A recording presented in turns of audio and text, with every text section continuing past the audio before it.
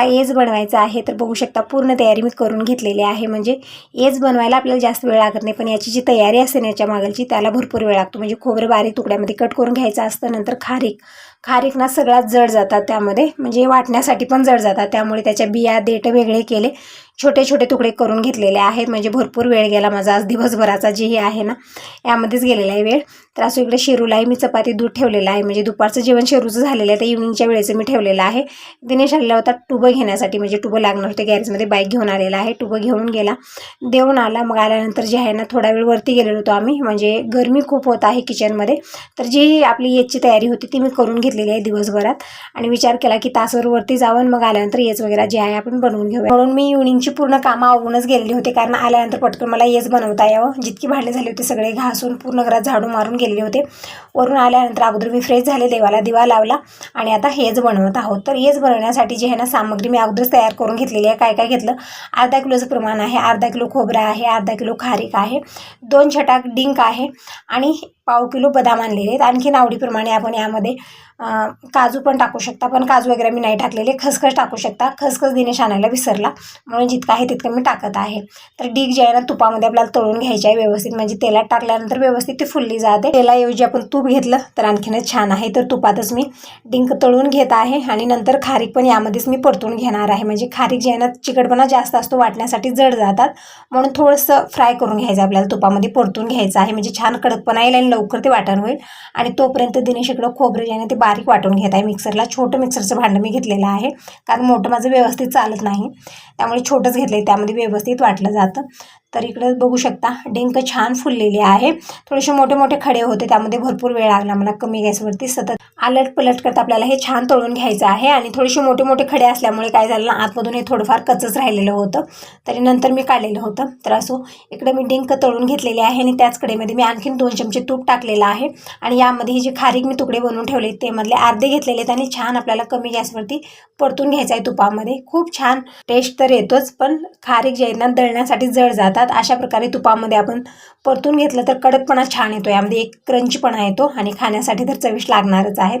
तर इकडे बघू शकता कमी गॅसवरती मी खारीक सतत उलट पलट करत परतून घेत आहे तुपामध्ये, म्हणजे छान यामध्ये कडकपणा यावा. मग नंतर गार झाल्यानंतर एकदम छान बारीक हे आपल्याला वाटून घ्यायचं आहे. म्हणजे अशाच पद्धतीने मी हेच बनवते. आपण कच्चे टाकू शकता, पण ते खारीक जे आहेत ना व्यवस्थित वाटले जाणार नाहीत, त्यामुळेच मी फ्राय करून घेते. तर खारीक मी व्यवस्थित परतून घेतली, छान कडक झाल्यानंतर ताटामध्ये काढलेले आहेत. आणि जी थोडेफार मी ठेवलेले होते आणखीन ते पण मी अशाच प्रकारे परतून घेतले तुपामध्ये. छान कडकपणा आल्यानंतर मी ताटात काढून ठेवले. थोडंसं गार व्हायला आपल्याला ठेवायचं आहे. तोपर्यंत इकडे मी डिंक जे आहे ना ते वाटून घेणार आहे. यामध्ये ना थोडासा कच्चेपणा राहिलेला होता.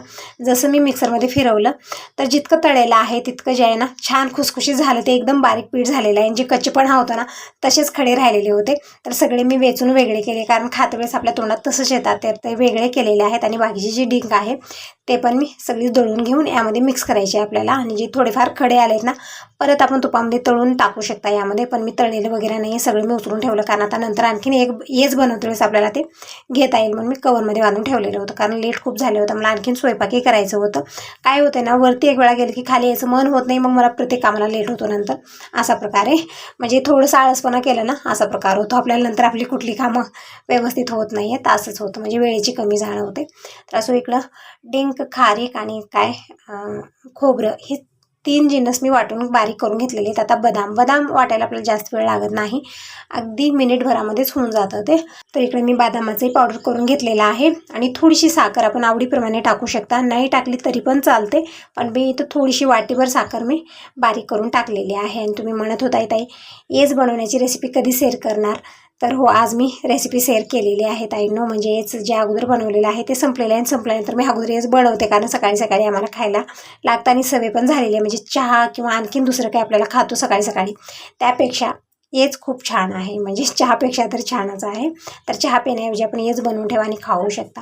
तर हेच बनवून तयार आहे, डब्यात भरून ठेवलं. आणखीन मला स्वयंपाक करायचा आहे, तर स्वयंपाकाला सुरुवात करूया. तर स्वयंपाक वगैरे झालं, जेवणं खाणं, रात्रीची किचन आवरणं, ही सगळी कामं रात्री झाली. थोडासा लेट झालेला होता रात्री, म्हणजे 10 10:30 वाजता दिनेशचे पप्पा आले, मग तेव्हा आमचं जेवण झालं. मग सगळंच किचन आवरायला मला 11 वाजलेले होते. आणि असा दररोजचाच प्रकार आहे, कधी लवकर येतात कधी लेट होतं, चालत असतं. तर हा दुसरा दिवस आहे. दिनेश रनिंगला गेलेला होता, आल्यानंतर नंतर अगोदर एज खायला घेतो, परत कडधान्य म्हणजे हरभरे, बदाम, मूग हे सगळं रात्री मी भिजत ठेवते. रात्री झोपते वेळेस व्यवस्थित रात्रभरात फुलतात आणि ते गुळासोबत किंवा असेच दिनेश खायला घेतो. छान असतात शरीराला. म्हणजे ज्या ज्या मुलांना कमजोरी आहे किंवा आता दिनेश रनिंगला जातो त्यामध्ये एनर्जीची गरज असते, कमजोरी येऊ नये म्हणून हे सगळे खाणं आपल्याला खूप गरजेचं आहे. म्हणजे मी दिनेशला हे दररोज देत असते. दीपकचाही रुटीन असाच होता. जसं रनिंगहून येत होता तो मूग, हरभरे, बदाम, शेंगदाणे हे 4 वस्तू मी भिजवून घालून देत होते आणि गुळासोबत तो खात होता. आणि दिनेशचाही रुटीन तसाच झालेला आहे. म्हणजे जेव्हा कॉलेजला जात होता त्यावेळी तर पहाटेच्या वेळेतच उठून आंघोळ, स्वयंपाक, जेवणं, खाणं हे सगळं व्हायचं आणि 7 वाजता दिनेश बाहेर पडायचा. तेव्हाच रुटीन थोडंसं वेगळं होतं. पण जेव्हापासून कॉलेजला सुट्टी झालेली आहे तेव्हापासूनचं रुटीन जे आहे ना ते थोडंसं वेगळं झालेलं आहे. म्हणजे माझ्या रुटीनमध्ये खूप सारे चेंजेस आलेले आहेत. आणि एक ताई म्हणत होत्या त्यांचे रुटीन असं झालेलं आहे जेव्हापासून की शाळा सुट्टी झालेली आहे तेव्हापासून. तर होत आहे ना, कसं असतं ना, आपल्याला कोणी कुठं जायची घाई गडबड नसते त्यामुळे आपण निवांत करतो आणि दिवसभर त्याच कामात राहतो. तर असो, इकडे दिनेशचं खाणं पिणं झालेलं आहे. परत जे हातामध्ये ते तुम्ही बघितलं ना त्यानं पण थोडंसं वर्कआउट म्हणजे कसरत करत असतो. म्हणजे हाताचा जो योग आहे ना ते होतो व्यवस्थित त्यानं. ते झालेलं आहे सगळं. मग आंघोळ झाली आणि खिचडी मी बनवलेली होती, ते जेवण झालेले देण्याचं. आणि इकडे शिरूला बघू शकता पायपुसणीच राहू देत नाही. आतमधली पायपुसणी कितीही बाहेर टाका त्याला बसण्यासाठी, त्यावर बसणार नाही. आतमध्ये जे आहेत तेच घेतो आणि कितीही वडा कितीही काही करा गच्च धरतो, अजिबात सोडत नाही. याचे तर खूपच नखरे चालू आहेत. म्हणजे बाहेर जी पायपुसणी आहे ते तर असते, आणखीन मग इथलीही घेतो आणि सगळं गदळ करत असतो. असं याचं चालू आहे. तर असं स्वयंपाक वगैरे झालेलं आहे, जेवण झालेलं आहे. दुपारची वेळ आहे. दिनेश ना थोडा वेळ रेस्ट घेत आहे. म्हणजे गरमी तर आहेच, थोडंसं फॅन ऑन केलं की अंग जड येतं आणि त्यामुळे झोप पण येते. तसंच होत आहे. म्हणजे गरमीमुळे पाणी जास्त पिणं, फॅनचं हवा जास्त खाणं, त्यामुळे अंग जड येत आहे आणि कुठलंही काम करण्याचं मन होत नाही. तसाच प्रकार झालेला आहे. तसं तर दिनेशची झोपच होत नाही. पहाटे 4:30 वाजता उठून रनिंगला जातो. रात्री झोपण्यासाठी लेट होतो त्यामुळे दुपारी थोड्या वेळ झोपलेला आहे. दररोज काही झोपत नाही पण आज झोपलेला आहे थोडा वेळ. तर मीही उठवलेलं नाही. आणि चाळण्या वगैरे शेजाऱ्यांच्या ताईला दिलेल्या होत्या, त्याने आणून दिले, ते आतमध्ये आणून ठेवलं. आणि आता इकडे मी शेरूला जे ना चपाती दूध ठेवत आहे. म्हणजे सकाळचं एक वेळचं झालेलं आहे त्याचं, आता दुपारच्या जेवणाची वेळ झालेली त्याची. म्हणजे आपल्याला थोडासा लेट होतो, म्हणजे कधी कधी 2ला कधी 3ला म्हणजे कधी कधी 4ला आमचं जेवण होतं. पण शेरूला मात्र वेळेत मी टाकत असते. तर इकडे मी चपाती जे आहे ना ते मी बारीक तुकडे करून घेतले, दूध टाकलेलं आहे, छान व्यवस्थित कुस्करून मी त्याला टाकत असते. आणि टाकल्यानंतरही खात नाही, त्याचे नखरे खूप असतात. एक एक वेळा मनात आल्यासारखं आहे, कधी खातो कधी खात नाही, कधी कधी पूर्ण त्याच्यामध्ये मुंग्या भरतात, मग ते फेकून द्यावं लागतं, असा प्रकार आहे. आणि इथं फरशीवर बसत नाही दुपारच्या वेळेत, कारण का ऊन जे आहे ना समोरून येतं त्यामुळे फरशी खूप गरम होते. आणि जसं इव्हनिंगची वेळ होते ना तसं पूर्ण ऊन आतमध्ये येतं, आपल्या पूर्ण हॉलमध्ये येतं. पण या वेळेमध्ये फरशी खूप गरम झालेली, म्हणजे शेरू इथं बसत नाही, खाली जे नळ आहे त्या नळाखाली बसतो गार ह्याच्यामध्ये. तर आजचा वार गुरुवार आहे, आमचं काही जेवण झालेलं नाही. फळं घेऊन आलेले आहे दिनेश पप्पा. तर आल्यानंतर अगोदर आम्ही फळं खाल्ले, म्हणजे आंबे, परत चिकू आणि कलिंगड हे सगळं आणलेलं होतं. पण कलिंगड खूप गरम होतं त्यामुळे मी फ्रीजमध्ये ठेवलं, आता काढून घेतलेलं आहे. आणि दही खाल्लेलं आहे आम्ही. तर खाणंपिणं झालं आहे, परत गॅरेजला गेले आणि मी माझी कामं आवरत होते. म्हणजे फरशी वगैरे पुसून झालेली आहे. फरशी पुसली आणि फॅन ऑन केला की मग शेरू जे आहे ना आतमध्ये येऊन सोप्याच्या खाली लपून बसतो. म्हणजे त्याला वाटतं मला कोणीच बघत नाही आणि डोळे मिटवून बसतो, म्हणजे डोळे झाकून बसतो. त्याला असं वाटतं की त्याला कोणीच बघत नाही, पण आम्ही सगळे त्याला बघत असतो, फक्त ते स्वतःचे डोळे झाकून बसत असतो. तर उठवलेला आहे, गेलेला आहे त्या बाहेर आणि आत्ता तो चपाती दूध खात आहे. म्हणजे मनात आल्यासारखं आहे, आता खाते. आणि आता मला खिचडीचा प्रसाद बनवायचा आहे, म्हणजे इव्हनिंगची वेळ झालेली आहे आणि प्रत्येक गुरुवारी मी खिचडीचा प्रसाद बनवून साईबाबाच्या मंदिरात देते. तर खिचडी बनवायचा विचार होता, पण तितक्यात मी फ्रीजमध्ये जसं भाज्या बघायला आले, म्हणजे आता खिचडीमध्ये टाकण्यासाठी बटाटा, गाजर हे सगळं मी काढून घेत होते. तेवढ्यात मी बघितलं की दिनेशनं फ्रीजमध्ये ताक सांडलेलं आहे, खूप वास येतो आहे त्याचा, म्हणजे सकाळी सांडलेला असावं, मीही लक्ष दिलं नाही.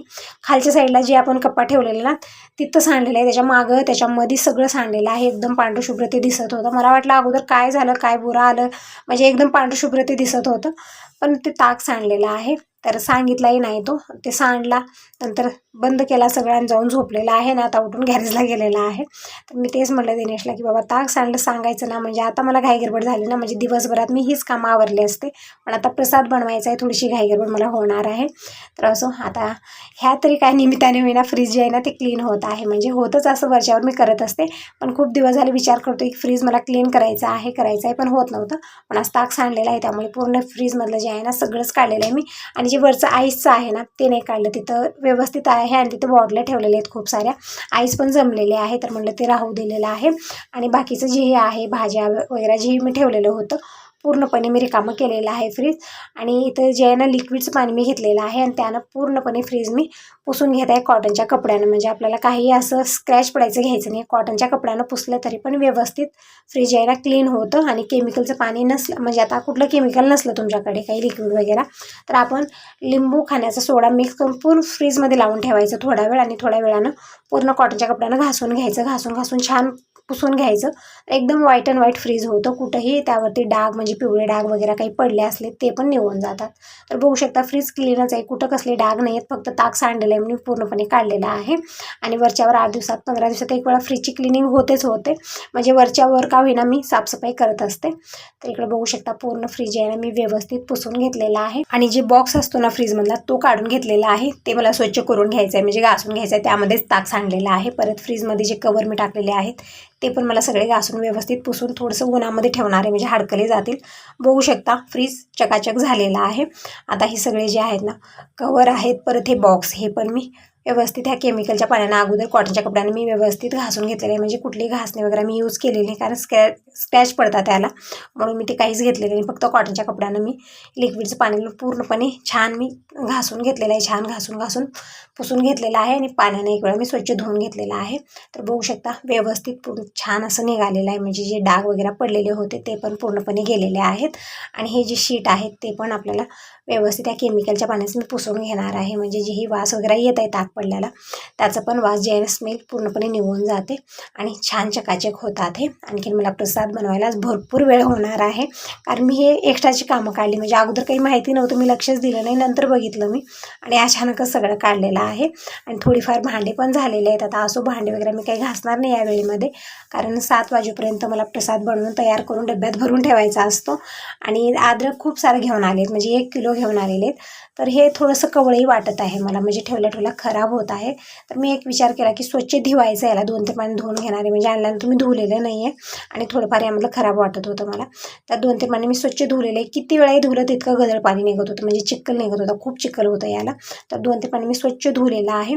धुवून एका कॉटनच्या कपड्यावर मी रात्रभर फॅनच्या हवेला ठेवलं. म्हणजे व्यवस्थित हे जितकं हडकलं तितकं ठीक आहे. 4 दिवस टिकणार आहे, कारण 1 किलो आहे आणि दररोज अद्रक तितकं खाण्यात येत नाही. जसं आपण कांदा लसूण खातो तितकं हे खाण्यात येत नाही, त्यामुळे अद्रक खराब व्हायची भीती होती. त्यामुळे मी काय केलं, स्वच्छ धुवलं आणि कॉटनच्या कपड्यावरती मी फॅनच्या हवेला ठेवणार आहे, म्हणजे हडकत राहील.